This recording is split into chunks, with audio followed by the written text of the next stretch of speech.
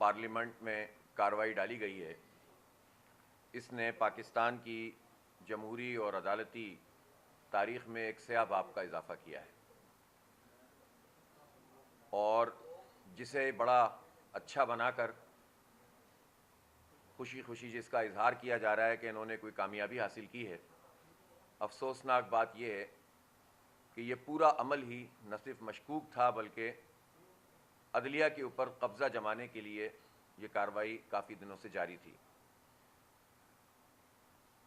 Chief justice کے تقرر کا جو طریقہ کار جاری تھا، جس میں سینیورٹی کی بنیاد پر خود بخود تقرر ہو رہا تھا، اس تقرر کو پارلیمنٹ کی کمیٹی اور پھر وزیر اعظم کے ہاتھ میں دینا، یہ بہت ہی افسوسناک ہے، اور اس کے نتیجے میں عدلیہ پر اپنی گرفت کو مضبوط کرنا ہے۔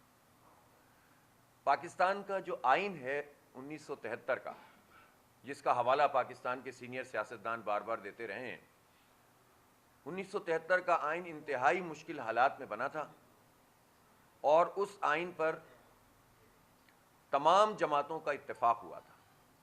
ان جماعتوں میں بلوچستان کی جماعتیں بھی شامل تھیں، سندھ کی جماعتیں بھی شامل تھیں، پنجاب کی بھی تھیں، اور اس وقت صوبہ سرحد تھا اس کی بھی تھیں، اور مختلف نوع خیالات رکھنے والے اور مختلف نظریات رکھنے والے لوگ اس آئین کے اوپر متفق ہو گئے تھے، اور تمام تر سیاسی اختلاف کے باوجود اس وقت کے وزیر اعظم ذوالفقار علی بھٹو صاحب، وہ اور اپوزیشن نے مل کر ایک متفقہ ڈاکومنٹ تیار کیا۔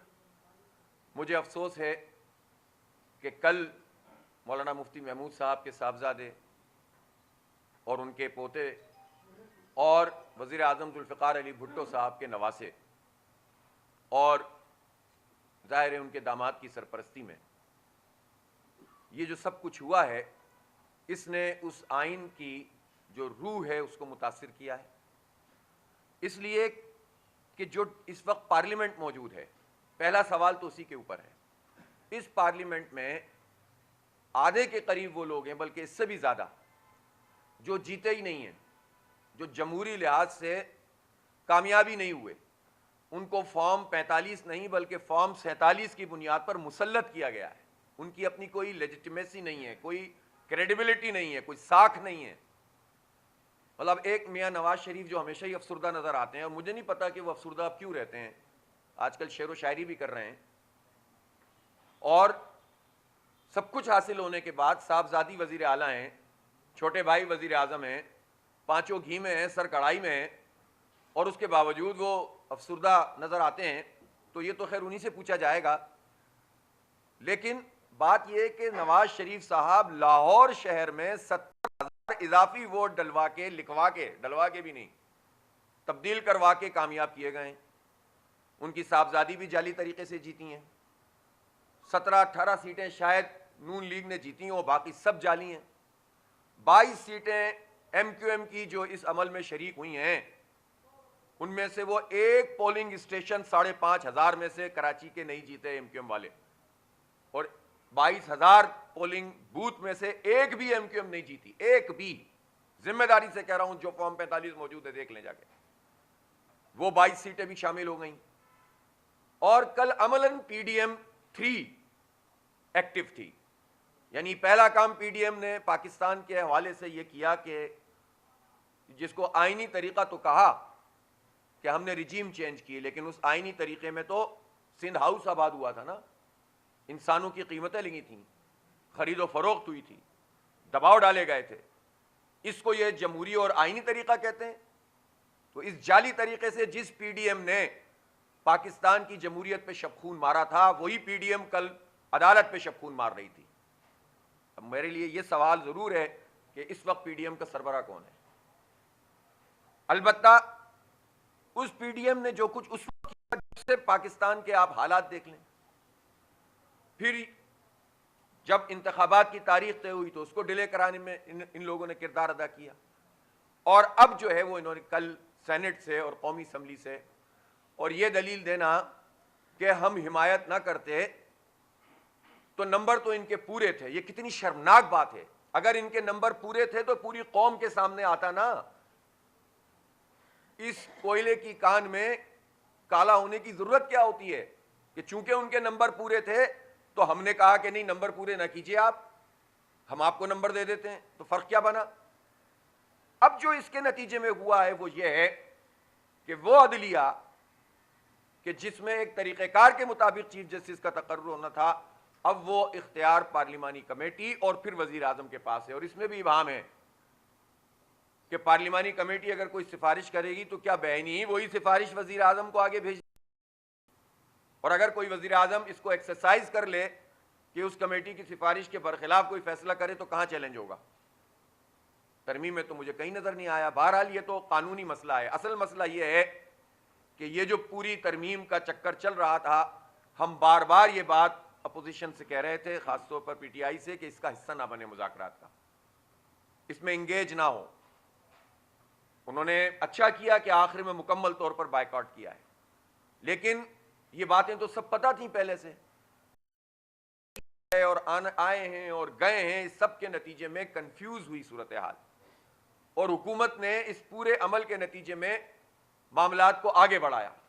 اگر آپ آئسولیٹ کر دیتے مکمل پہلے دن سے تو پبلک پریشر اور بہت زیادہ بن سکتا تھا.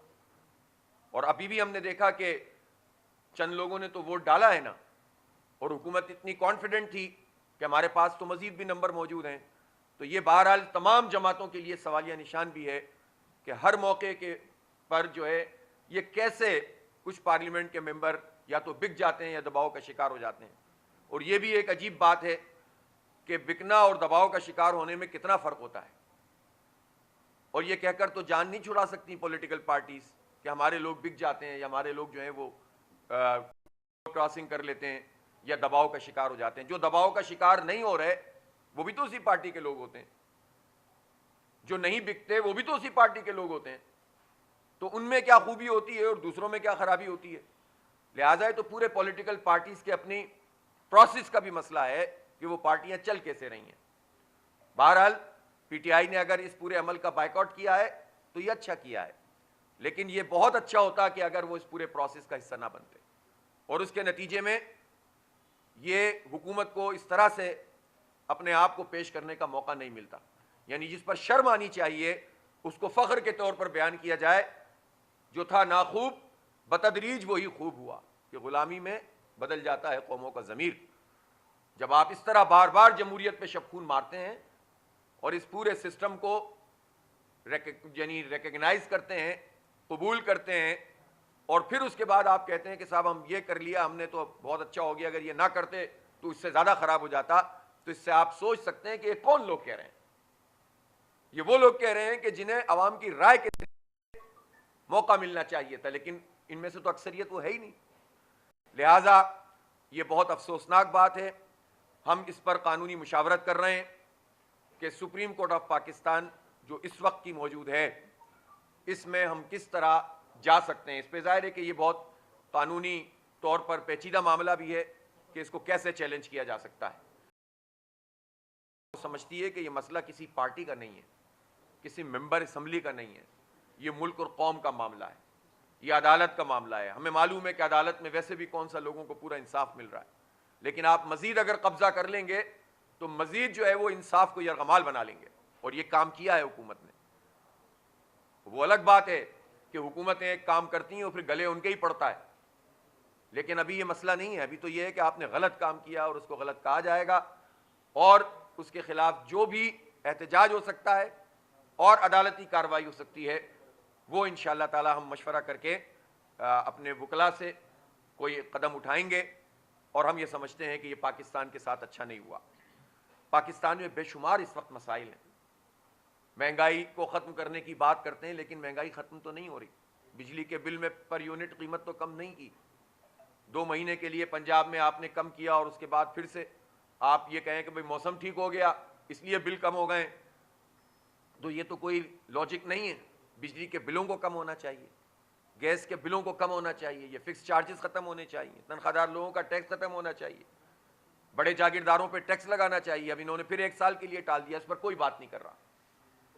جو بدترین صورتحال ہے لوگوں کی اس پر کوئی گفتگو نہیں ہو رہی، اور نان ایشوز کو ایشوز بنا کر اور اپنا قبضہ جمانے کے لیے اس طرح کا پورا کام کر کے لوگوں کو اس طرف مصروف کر دیا گیا ہے تاکہ اصل مسائل سے لوگوں کی توجہ ہٹ جائے۔ بہرحال ان تمام امور کے اوپر ہم پورا حق رکھتے ہیں کہ آئندہ کے اقدامات کریں۔ میں اس موقع پر دو اہم مسائل جو پوری دنیا کے اس وقت ایشوز ہیں اس پر بات کرنا چاہتا ہوں۔ اسرائیل نے یحییٰ سنوار کو شہید کیا ہے۔ یحییٰ سنوار مزاحمت کی علامت تھے، علم و ادب کی علامت تھے۔ انہوں نے 22-23 سال اسرائیل کی جیل میں گزاری۔ وہ زبردست قسم کے اسٹریٹجسٹ تھے، وہ زبردست قسم کے رہنما تھے، اور پوری دنیا میں ان کی شہادت کے بعد جو میسج ان کا ٹریول کر رہا ہے، انشاءاللہ تعالیٰ ان کی شہادت اس مزاحمتی تحریک کو مزید طاقتور بنانے کا ذریعہ بنے گی۔ اور یہ اللہ تعالیٰ کا نظام ہے کہ بظاہر نقصان پہنچتا ہے، لیکن حق کے راستے میں جو خون بہتا ہے وہ کبھی بھی رائے گا نہیں جاتا۔ دنیا میں بھی انشاءاللہ برابر ہوگا۔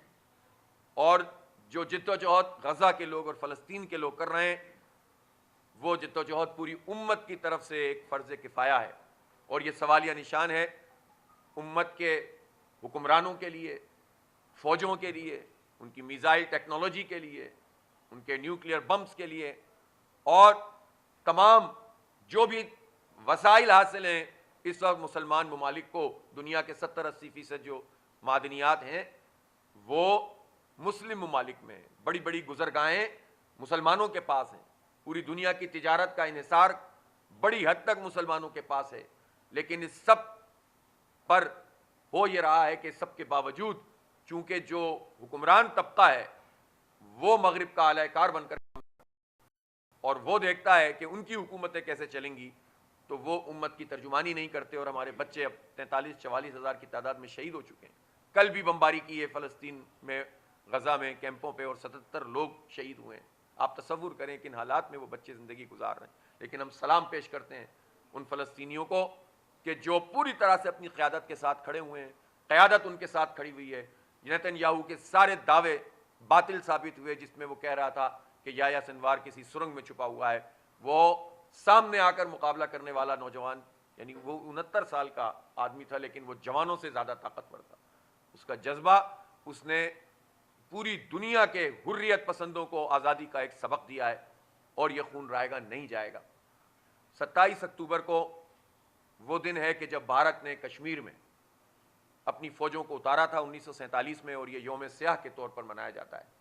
اس کو یوم سیاہ کے طور پر منایا جائے گا، اور کشمیر کا تعلق پاکستان کے ساتھ قائد اعظم رحمۃ اللہ علیہ کے مطابق جسم اور شہرک کا ہے، اس کی شہرک کا۔ شہرک نہیں ہو تو جسم کیا معنی رکھتا ہے، وہ کٹ جائے تو۔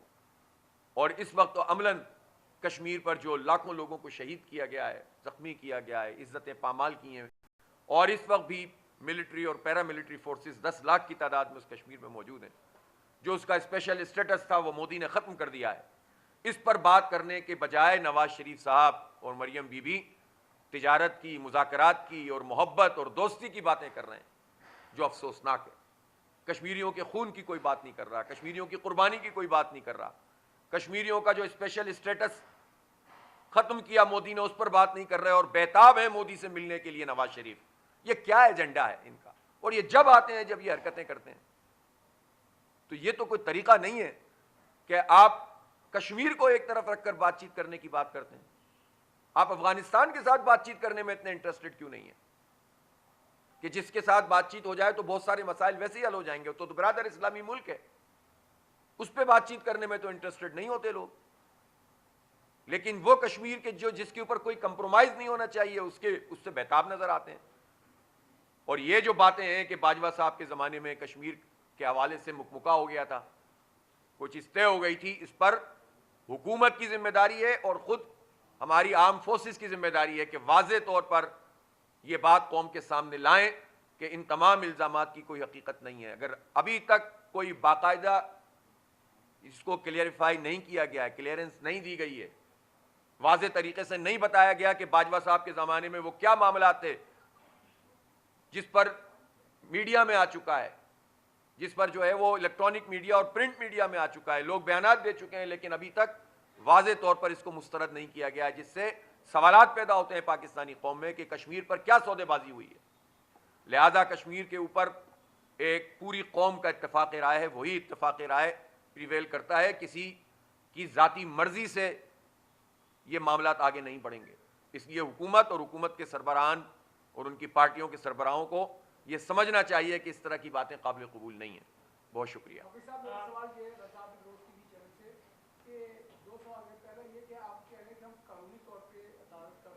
مشورہ کریں گے.